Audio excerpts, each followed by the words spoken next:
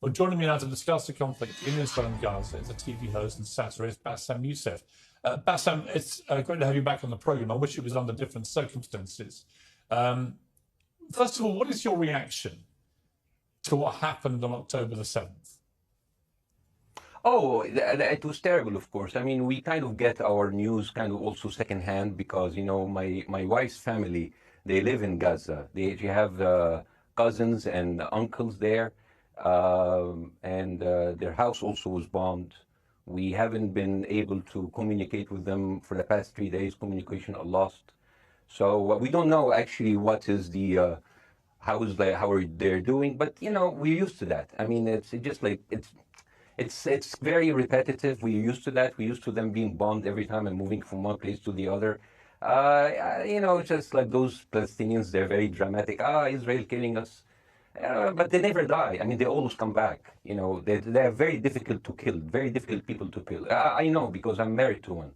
I tried many times, couldn't kill her. I mean, there's a dark humor there, and I understand why. Because no, it's not dark humor. I try to get to her every time, but she uses our kids as human shields. I can never take her out.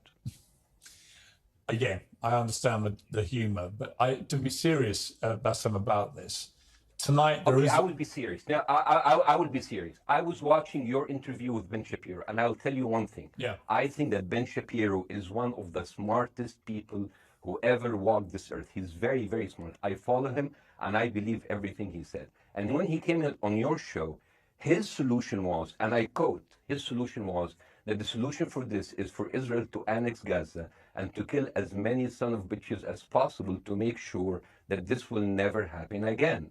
And anyone who called for a ceasefire will be a terrorist sympathizer. So God forbid, I don't want to be labeled as a terrorist sympathizer. So I agree with Ben Shapiro. I think we should kill as many son of bitches as possible. Well, let me. So okay, far, but Bassem, let me.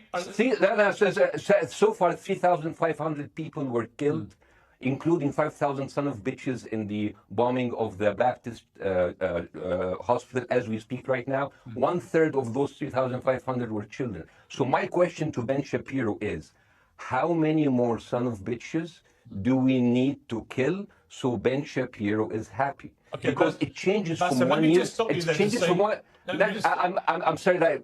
Listen, I'm really at a disadvantage here. I'm looking at a camera. I don't see you. I can hear you on my. And the reason I'm interrupting is I think you might be. I think you're conflating different interviews with Ben Shapiro. He didn't use the phrase "sons of bitches" with me. Let me play to you what he actually said on my show. He did. Go back to your interview. No, he didn't. That was another interview. But let me play what he said to me here. Well, frankly, I don't believe in proportionate response to terrorism. I believe that the way that you stop terrorism is with wildly disproportionate response. That doesn't mean in terms of targeting civilians. It means in terms of killing as many terrorists as humanly possible and allowing them to dictate the terms of engagement by hiding behind civilians in areas that they're supposedly responsible for means that the only option for Israel is to surrender to Hamas's hatred of its own citizens, its willingness to use its own children as human shields. No country worth its salt could ever do that. Now, that is substantively different to what you said he said, right? He's talking there but specifically about Hamas terrorists. I agree with him. The thing is, the question is, what is a proportionate response? Because it has been different from one tier to another. So if you look to this graph, for example, this is the death of Israeli and Palestinians, and it's changing from one year to year. It's like fluctuating like crypto. So my question is today, what is the going rate today for human lives? I mean, 2014 was a great year for Ben Shapiro. 88 Israelis were died, and there was 2,329 Palestinians killed on the other side. That is one Israeli for 27 Palestinians. That is a very good exchange rate. What I'm saying is, what is the exchange rate for today? So you guys will be happy. That's my question. Well, it's not me. It's not me, guys. I'm not on either side. No, not you. Like when I say you guys, I say like the people on the other side of that. I know that you don't think like that, Piers. You are one of the good guys. But let me tell you something. I mean, the reason that I'm using this is that, I mean, I can't remember what happened in 2014, and there was no music festival, but there must be something. I mean, they must do something. It is their fault. It has to be something. I mean, 2018, 300 Palestinians died. Who's counting, you know? So the thing is, what my question is, let's find what is the exchange rate for human life today, so we know, expect the future death of Palestinians, and we'll be happy to it. My response to that would be this, Bassem. I thought carefully about this because I think it's very tricky for people like me to immerse ourselves into a conflict where we're not directly involved. And I thought carefully about what I feel about this. I feel that the scale of what Hamas did on October the 7th supersedes anything else I've seen in this conflict, really ever. The savagery, the butchery, the slaughter of 1,300 people, the shooting of babies, the kidnapping of grandmothers, and so on. So if we can agree on that, which I think is inarguable, then the question then becomes again about proportion. I don't disagree that there's been a lot of bad stuff on both sides going back historically for decades. But if we agree that this was on a different level altogether, quite deliberately by Hamas, designed to provoke. Here's my question. Let me ask you a question. And the question was, you raised it earlier about proportion. I honestly don't know what the proportionate response is. I honestly don't. I don't. I've been watching the airstrikes. So what's your question? Well, I would ask you, if you were Israel, what would you? If I was Israel. If you were Israel and that had happened to you, what would you think would be the appropriate way for the country to respond? I would do exactly like Israel did, kill as many people as possible, since the world is letting me do it. I mean, I can do it because I can. You know, but the thing is, you know what? I agree with you, and you know what? I'm going to be even ahead of you because I see the question coming. Do you condemn Hamas for the atrocities? Yes, I condemn Hamas. I condemn Hamas. I condemn Hamas is the source of all evil. They are the reason for everything. And you know what? Let's for a minute imagine a world without Hamas. Right. What will this world look like? Let's give this word a name, and let's name this word the West Bank. Hamas has absolutely no control in the West Bank. And since the beginning of this year, only through August, 37 Palestinian kids were killed. No music festival, no paragliding, no Hamas. Since the occupation of the West Bank, 7,000 Palestinians were killed. No music festival, no paragliding, no Hamas.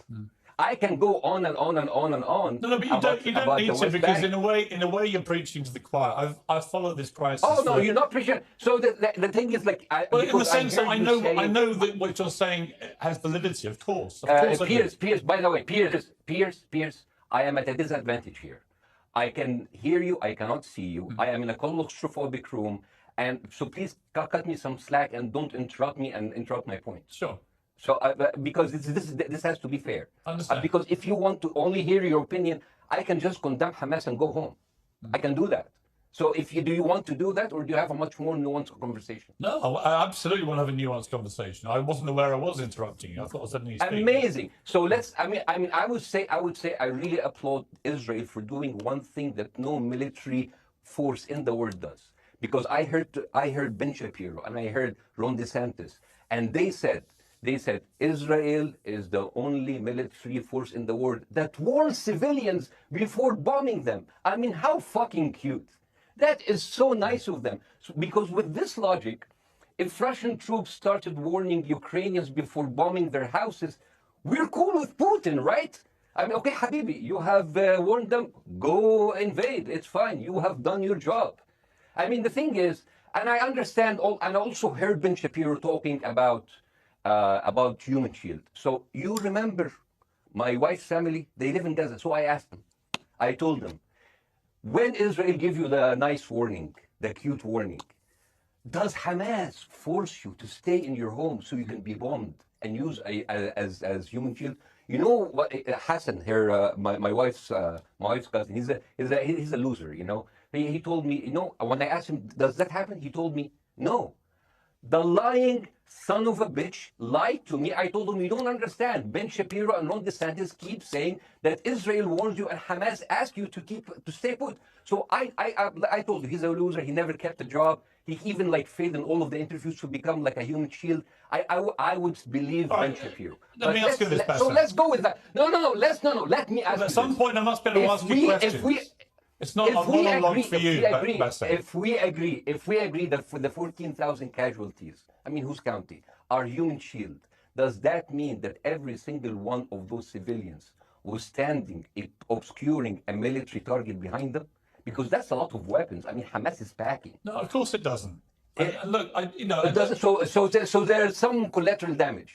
Lots of collateral damage. Yes. It's fine. Yeah, you kill some to save some, and then kill some more. Yeah, I agree. Yeah. Well, let me ask you this. Again, it comes back to proportionate response. When the world decided it had to get rid of ISIS because of the appalling butchery they were carrying out, it did so by also killing, very sadly, a lot of civilians along the way by doing airstrikes against places which but killing civilians are inevitable. You said that in the beginning. My point is, it's inevitable. Yeah, but once Israel has decided that they want to get rid of Hamas, and Hamas is embedded with civilian population, I'm very concerned about what's going to happen next. I've written a column tonight saying, I remember the Iraq War, which I opposed, right? I remember all this. So my question for you is, I know.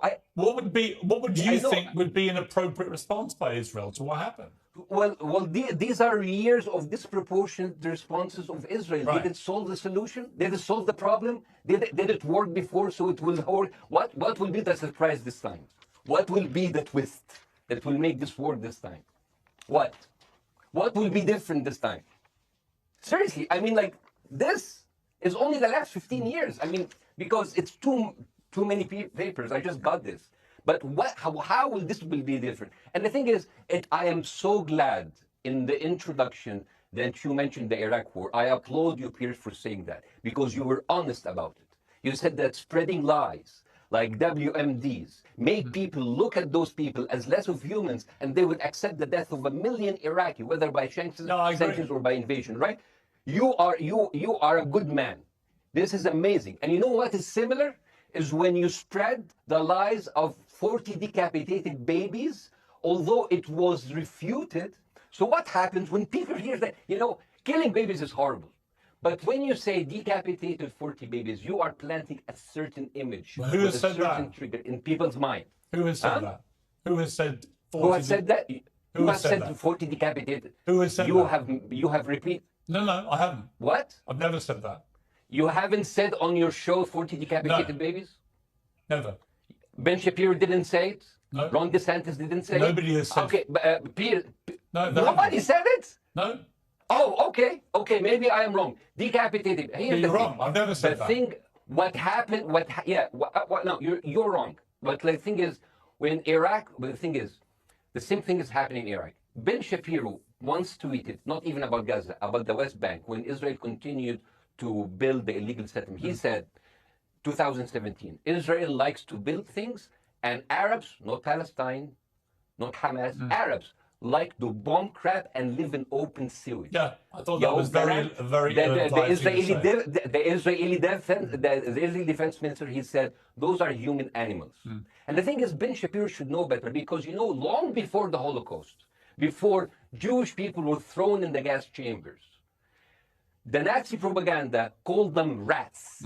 Now, as a human being, I will never accept that another human being being thrown into a gas chamber, but a rat, kill 10, kill 1,000, 3,500. They are son of a bitch. They are human animals who live in open sewage and decapitate babies. And because of that propaganda, Mr. Morgan, that guy in Illinois, the 71 years old guy, he killed, stabbing the 6-year-old Palestinian kid in Illinois 26 times. And he used to play with him. They used to be friends. But he went in, marching into their apartment, stabbing his mother and killing him, shouting, all Muslims could die. Yeah. It took you 80 years to change one word from Jewish to Muslim. And then you transferred your guilt to us and took away our land. Bassem, let me ask you a question. That guilt sucks, man. Let me ask you a question. How do we get from where we are now to peace? Well, first of all, you need to change the perception. Nikki Haley, the American presidential candidate, said, we are in Israel in this because it's a fight between good and evil. Now, if you already decided someone is good, he can do no evil. And if you decide that someone is evil, it's good to kill them. Killing them is good. You see, the thing is, it is not like something new. I mean, I look at history and I see, I'm sorry to say that, but Westerners has always dealt like this with indigenous people. You first treated them like savages, Native American, First Nation, Aboriginal. They're savages. Kill all the savages. And then when they're almost extinct, you start feeling sorry for them, you know, like animals. So maybe the solution is that we kill as many Palestinians as possible so that few of them that remains do not bother you. And maybe you keep Netanyahu, talking when he about lives as if for another Bassem, 100 let me years, just challenge he'll you on become this. a tree hugger. Let me and just a tree challenge you hugger, on this. And he will campaign All right, listen, for preserving the free you keep Palestinian talking land. about Yeah, Westerners like me. Okay, so let me return the favor. Okay, Hamas is dedicated to the complete eradication of Jewish people. I am not the spokesman for Hamas. I'm not saying you are. Why do you go? I'm not saying you are. Their spokesman. You're talking I to fucking me. hate them. Bassem, Fuck Hamas. you are Hamas. No, Are no. you happy? You're missing my point. You're talking in a generalized way about people in the West who always talk about Arabs as savages. I don't. No. I'm talking I never about have. America. I actually led the campaign. I led the media campaign in this listen, country against the Iraq War. Okay, so I don't You see. I don't see people in the Middle East as savages. But what I would say is, good ones. But what I would say is, I'm talking about you. You're great. no, it's not about me You're being great. amazing. It's We about love you. It's about the way Hamas behaved on October the 7th was like savages, like a pack of savages. It was the worst atrocity against Jewish people since the Holocaust. There has to be, of course, there has to be a response. So my they question should be for you eradicated. is, my question for you is, notwithstanding the history, history lesson, what is the proportionate response? But I don't know. But there's no Hamas in the West Bank, and they're still dying there. So what's your excuse? I don't have any excuse. Okay, what's your explanation? Sorry, my earpiece went down.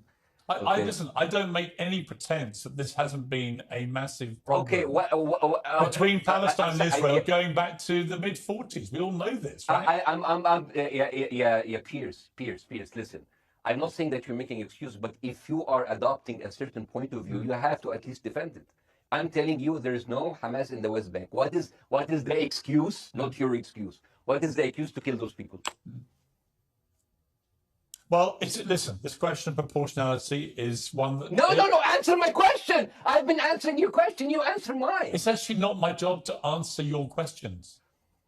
It's not. Okay, not your job. I agree with you. I'm more interested in you, who has family in Gaza, who's an Egyptian in the Middle East, right? I'm more interested in what you have to say. Okay, I'm telling you. I think Hamas is the problem, okay? Right. Now, let's say agree. Hamas is removed. Let's Hamas. I'm agreeing with everything. You want me to condemn Hamas? I will condemn Hamas, Hummus, Hassan, everybody. Guys, let's say, for example, Hamas ceased to exist. Okay? Do you hear me? Yes. Yeah, Hamas ceased to exist today. Now, right now, in Palestine, in West Bank and Gaza, 20% of Palestinians go through Israeli prison system, whether imprisonment, whether interrogation, whether torture. And the rest of them, they live a life of daily loss of land, of homes, of life, and they are suffocated by this. So let me ask you something. If you are a Palestinian living in these conditions for decades, would you sympathize with your oppressor, or sympathize with the people who claim they resist them even if they are terrorists? I have made no secret that I think the conditions Palestinians have had to exist under are completely unacceptable. Yeah. I've said that for years. So the question then becomes, how do you forge peace between two warring parts of that region who for decades have approached peace, in my view, with mutual sledgehammers, with no actual desire to have peace? And I think it comes down in the end to great leadership. And I don't think there's great leadership. I don't think, well, hang on, let me make my point. I don't think there's great leadership on either side. Where is the Nelson Mandela figure here to come through all this hatred on both sides? Nelson Mandela? Yeah, where is that figure?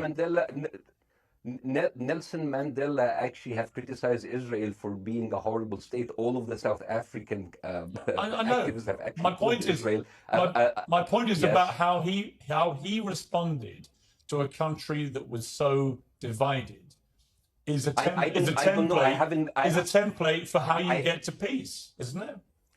I haven't met Nelson Mandela, so I wouldn't know. But like there's a point. There's a very important point here. You know, I want to understand what is the logic of Israel carpet bombing Gaza. I mean, if there's a logic, if this will make Israel safe, I want to hear the logic.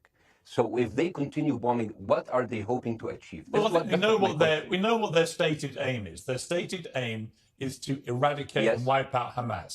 They believe Hamas are living predominantly in northern Gaza. They also are aware they're living amongst civilians. So it's an incredibly difficult thing. As I said in my monologue, it is very, very difficult to see how they do this without massive collateral damage. So if I can understand this correctly, basically Israel is doing this to pressure the Palestinian community in Gaza to turn against Hamas. Is that right? I'm sure that's part of it, yes. That's part of it. So this is exactly what terrorist organizations do, because terrorist organizations would have no chance beating a whole nation in battle. So they terrorize and they kill the civilians in order to spread fear and terror so they can turn against their government to change their policy or to resign. You have just compared Israel with ISIS. No, I haven't. I don't see any comparison between. It's going to be the headlines tomorrow. Piers Morgan, Israel is ISIS. Only amongst people who weren't listening. The comparison, which is more apposite, is ISIS and Hamas. They are both nihilistic terror groups intent on killing as many Jewish people and others as they can possibly kill. And you can't get peace with people like that. Absolutely. You know what? I'm going to do something that nobody done on your television. You know what I'm going to do on your episode? I'm going to pretend that I'm an Israeli citizen. I'm going to put myself in the place of an Israeli settler in the kibbutz. And I want to speak to my Prime Minister, Benjamin Netanyahu. Mr. Benjamin Netanyahu, I have voted for you because you have promised us peace and prosperity and security. On the 7th of October, those son of bitches Hamas, they went into the fence that is regularly heavily guarded. Usually if there's like a dog that comes close to it, it will be shot. Those people went in and they went for 6 hours before IDF forces was deployed, killing our friends, our families, kidnapping our grandmothers and babies, and went in. I want to ask you, Mr. Prime Minister, after you have fractured the Israeli community and you have fucked our courts, our Supreme Courts, what are you doing with the money being given to you, to the United States? Also, you are carpet bombing Gaza with absolutely no regard to our hostages, our people. I heard a rumor in the kibbutz that you're doing that you let that happen as an excuse to carpet bomb Gaza, so you push them into Sinai. And I didn't believe it. That's like, not my Prime Minister. He can never do that. And then I watched an interview for Danny Ayalon. He was your chief advisor. He was also the Israeli ambassador to the United States. And you know what he said, Mr. Prime Minister? He said that the solution for those Palestinians is to go into a vast land of Sinai and live into tent cities temporarily, temporarily, wink wink, until we build Gaza again, and then we invite you back. يعني عبت احنا بقى. يعني فاهمني؟ We've seen this movie before. So يعني, and when I saw this, I couldn't explain to my fellows in the kibbutz, how come our Israeli government is trading human life for another piece of land? So as an Israeli citizen, I need to hold my Israeli government accountable. And as an American citizen, I want to know all of these money that we are giving to Israel. We're giving them $4 billion every year. Joe Biden said it's the best investment America ever done. Well, if I am in the place of Joe Biden, I would say, sorry, don't speak. I would say, if I was Joe Biden, I would go down and whisper in the ears of Netanyahu and tell them, I hate bad investment. They haunt me, like Littlefinger in Game of Thrones. But the thing is, this is the problem. Israel always victimizes itself, and I have never seen a victim putting their oppressor under siege and bombing them 24/7. Israel wants you to believe that they are the victim. Dealing with Israel is so difficult. It's like being in a relationship with a narcissistic psychopath. He fucks you up, and then he makes you think it's your fault. All right, you look at Israel as Superman, but they're really Homelander. Wallahi, they are shooting fish in the barrel, and they are annoyed with the splashes. Bassem, I want to say two things. One, if you could just slightly manage your language. We are uncensored, but if you keep swearing, I'm very sorry. We have to apologise to viewers who may be offended by that. I understand passions run high, so let's not get too bogged down about about the odd swear I word. apologize to the viewers. I apologize to the viewers for my language. My second question is this. The sight of dead civilians. After the break, we have the managing director of the Daily Wire, which is Ben Shapiro's company. We were going to interview him on his own, but he's happy to come on and talk with you directly if you are prepared to stay. Well, of course, I can stay, but again, I am at a disadvantage, and I would like to have my space to respond. Okay, we'll come back after the break. First of all, you've been listening to Bassem and what he's been saying. What's your response? Well, first of all, I make it a point not to speak for Ben Shapiro. He's got 20 IQ points on me and speaks for a living professionally, so he's much better prepared to defend himself. But as his business partner, as his best friend, I do feel like I have to respond to the things that Bassem was just saying. First of all, the question of how many sons of bitches have to be killed in order to end this conflict, I mean, I suppose that the answer is as many of them as it takes. That doesn't mean that I or Ben or any decent person in their right mind is happy with the killing of civilians. I posted at the very beginning of this conflict that a woman or a child blown apart in Gaza is just as tragic as a Jewish baby killed in one of the settlements. That doesn't mean that Israel's actions and the actions of Hamas are morally equivalent. You know, the tragedy is the tragedy, but the moral equivalency is nonsense. If you entered Israel with the express purpose of targeting and murdering civilians with your own hands in cold blood, that is not comparable to Israel bombing targets in the Gaza Strip and killing civilians as a terrible, tragic consequence. War is terrible. War is an awful thing. That's why decent people don't lightly engage in war, and why Hamas should not have incited this war. You know, we can talk about the history of the Israeli conflict. I'm not a professional political commentator. I'm a CEO. I'm a screenwriter, and I'm certainly not Ben Shapiro.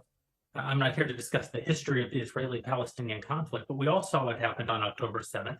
And the idea that Israel was not going to react severely to that, or that Israel should not react severely to that, is ludicrous. And the Jeremy, idea that Ben Shapiro should be a moderating voice, that Ben Shapiro should be, saying, no, Israel should not respond in this situation, that's nonsense. So let me ask you though, Jeremy, the question which I think is the big question, what is a proportionate response to that outrage on October the 7th, which is the worst attack on Jewish people since the Holocaust? What is proportionate? If it's true, as reports are suggesting tonight, that there may have been a hospital hit by an Israeli strike and up to 500 people or more have died, that would seem to me, if that is verified, and it's not verified yet, you know, we don't know exactly what has happened other than there's been a hit on this hospital. But if that is verified to have been an Israeli strike, that will strike many people as disproportionate. Certainly. But first of all, I don't know what a proportionate response is or why we would want it. I suppose a proportionate response would be for 3,000 Israelis to go through the fence, gun down innocent Palestinian women and children, burn their bodies, burn them alive, take hostages, rape their women. No one wants a proportionate response. No moral person could possibly call for a proportionate response. The purpose of war is to defeat your enemy. The West has, in my lifetime, forgotten the purpose of war because the true cost of war is so terrible. The last time the West engaged in war and won it was World War II. And they did it through incredible brutality. They did it by bringing their enemies to heel. That is not a thing to rah-rah about. That's not a thing to look forward to. As I said, all decent people should avoid war.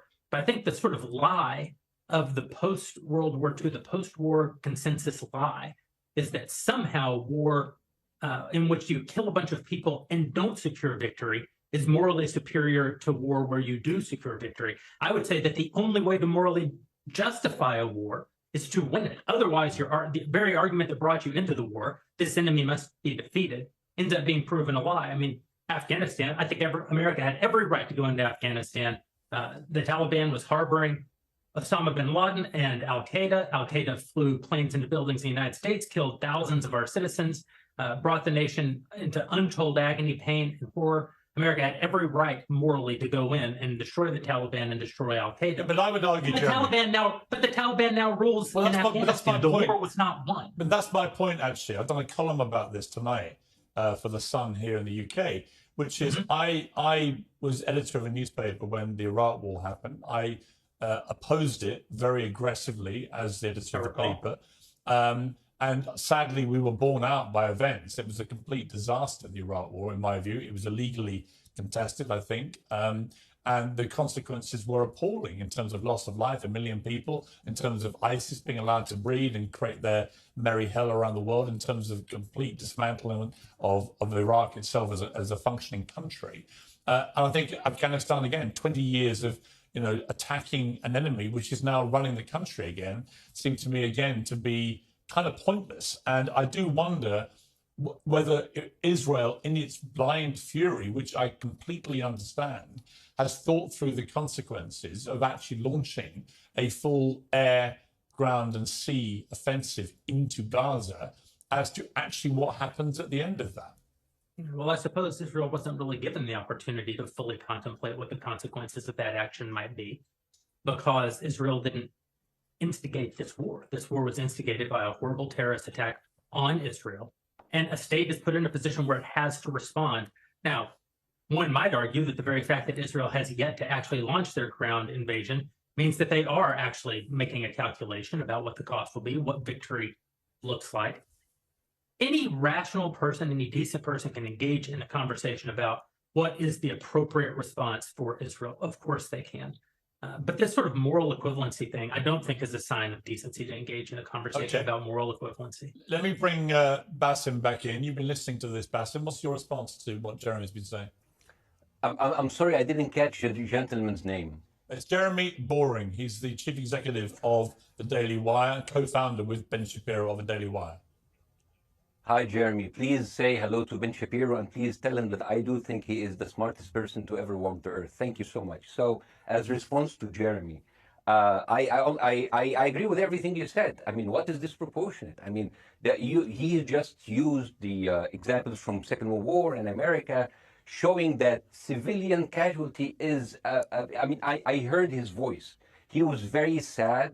And as he was telling us, it is so inevitable to kill so many civilians because it's something that we cannot avoid. I hear the sadness in his voice. And I know that it's a very difficult decision to kill all of these civilians because that's for a higher cause. And I understand. But my question, I have two questions.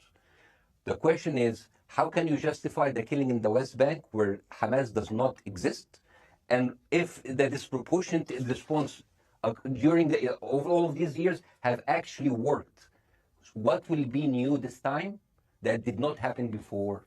I just want to. That was my question. Okay, that was my question. I'm gonna. Okay. So now, if I ask the question, can I say something on my side?